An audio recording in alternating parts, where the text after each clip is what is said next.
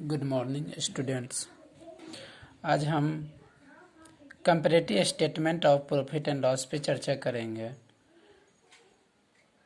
कि comparative statement of profit and loss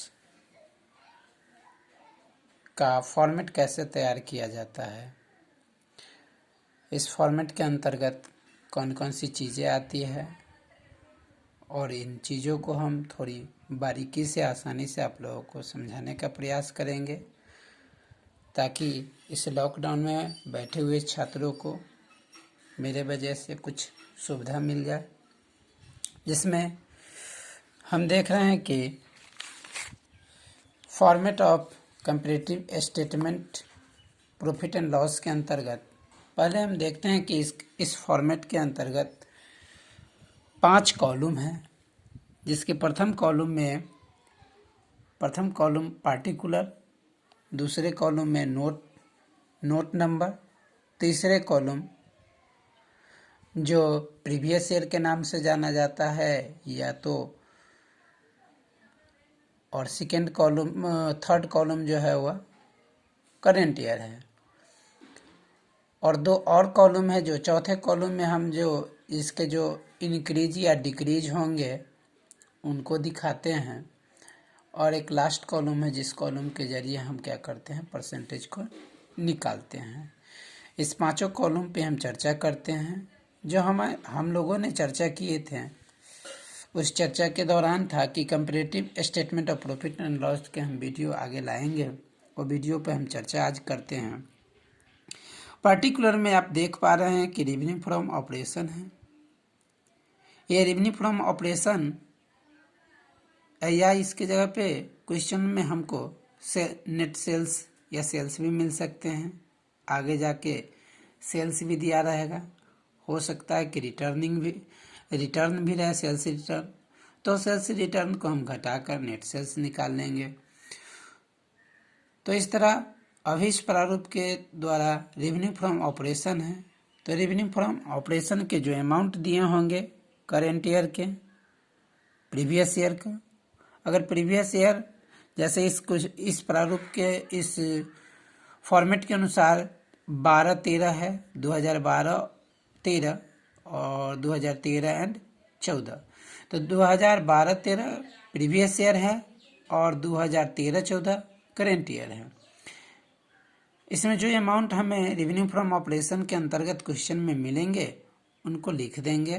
previous year वाले को कॉलम सेकेंड में लिखेंगे और करेंट ईयर वाले को कॉलम थर्ड में लिखेंगे। उस तरह यहाँ पे अंतर की राशि निकाल लेंगे। अगर मान लिया जाए कि revenue from operation current year का 50,000 दे रखा, अर्थात 13-14 50,000 है, और 12-13 अगर 40,000 है, तो यहाँ पे डिफरेंस की राशि निकलेगी 10,000, जो हम क्या करेंगे, कॉलम 4 में रख देंगे। और कॉलम 4 में जब हम रख देते हैं तो हमें एक परसेंटेज निकालनी होती है जो कॉलम 5 के जरिए। तो कॉलम 5 में हम देख रहे हैं, जानते हैं कि परसेंटेज निकालने के लिए हमें क्या करना चाहिए। तो चौथी कॉलम में जो राशि आएंगे रेवेन्यू फ्रॉम ऑपरेशन का, जो राशि डिक्रीज हो या इंक्रीज हो, जो राशि रहे उसको हम क्या करेंगे, परसेंटेज निकालने के लिए कॉलम 4 को चौथे कॉलम की राशि बटे दूसरे कॉलम की राशि, अर्थात प्रीवियस ईयर की राशि गुने 100 करके हम क्या करेंगे, उसका परसेंटेज निकाल लेंगे। इसी तरह आगे इस फॉर्मेट के अंतर्गत देखते हैं अदर इनकम है, तो क्वेश्चन में जो हमें अदर इनकम निकलेंगे उसको भी इसी तरह से प्रीवियस ईयर में और करेंट ईयर में उसका अमाउंट रख के, उसके उपरांत उसका जो इंक्रीज या डिक्रीज का जो अमाउंट आएगा उस अमाउंट को चौथे कॉलम में रख देंगे, और उसके बाद हम फिर क्या करेंगे, 5वें कॉलम में उसका भी परसेंटेज निकाल देंगे। परसेंटेज निकालने का वही तरीका रहेगा, चौथे कॉलम की राशि बटे दूसरे कॉलम की राशि गुने 100। जब हम रेवेन्यू फ्रॉम ऑपरेशन और अदर इनकम लिख लेंगे तो उससे आगे हम क्या करेंगे कि टोटल रेवेन्यू निकाल लेंगे, जो आप कॉलम सीरियल नंबर 3 में देख रहे हैं कि टोटल रेवेन्यू है। टोटल रेवेन्यू के साथ भी हम वही करेंगे, दूसरे कॉलम, तीसरे कॉलम और चौथे कॉलम में और पांचवें कॉलम में हम परसेंटेज निकालेंगे। जब हमें टोटल इनकम मिल गई तो आगे बात आती है कि एक्सपेंसेज भी क्वेश्चन में होंगे, क्योंकि हम व्यापार करते हैं। अगर व्यापार का कोई क्वेश्चन सॉल्यूशन करते हैं तो उसमें हमें एक्सपेंसेज मिलेंगे ही। जैसे एक्सपेंसेज में इस चैप्टर में हमें मिल क्या पाएंगे, तो एक्सपेंसेज में मिलेगा कॉस्ट ऑफ मटेरियल कंज्यूम्ड, उसके उपरांत मिलेंगे employee benefit expenses, financial cost, और भी सारे हैं, depreciation, amortisation expenses, other expenses.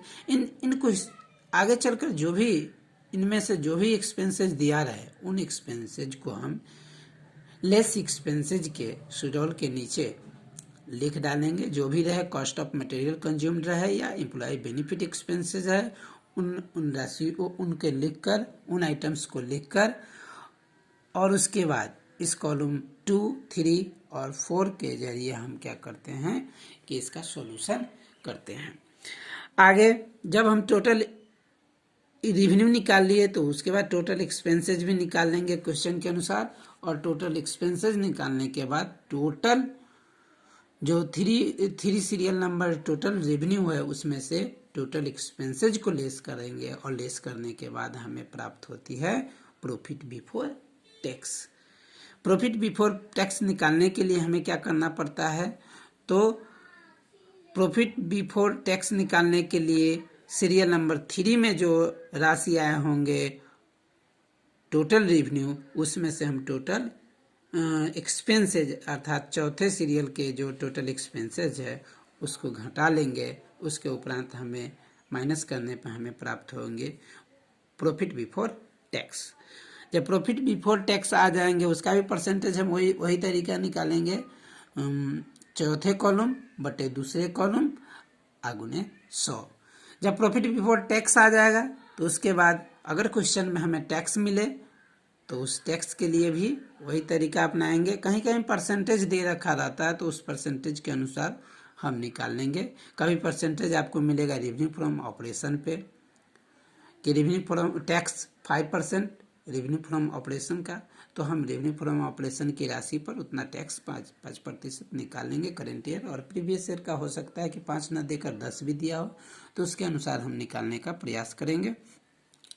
आगे जब टैक्स हम निकाल लेंगे तो हमें राशि प्राप्त होगी, जो राशि क्या हो जाएगा profit after tax. Profit after tax निकालने के लिए सीरियल नंबर 5 में जो राशि आई होगी प्रॉफिट बिफोर टैक्स का, उसमें से माइनस कर देंगे। छठे सीरियल नंबर में जो टैक्स है उसमें जो राशि रहेंगे कॉलम 3, 4 में, उस राशि को लेस करने के उपरांत हमें प्रॉफिट आफ्टर टैक्स प्राप्त होती है। तो इस फॉर्मेट का उपयोग करके हम comparative statement of profit and loss के क्वेश्चनों का सॉल्यूशन हम आसानी से कर सकते हैं। आगे आपके लिए हम क्वेश्चन का सॉल्यूशन भी करके लाएंगे कि कैसे हम इन क्वेश्चनों को इस फॉर्मेट के जरिए सॉल्यूशन करेंगे।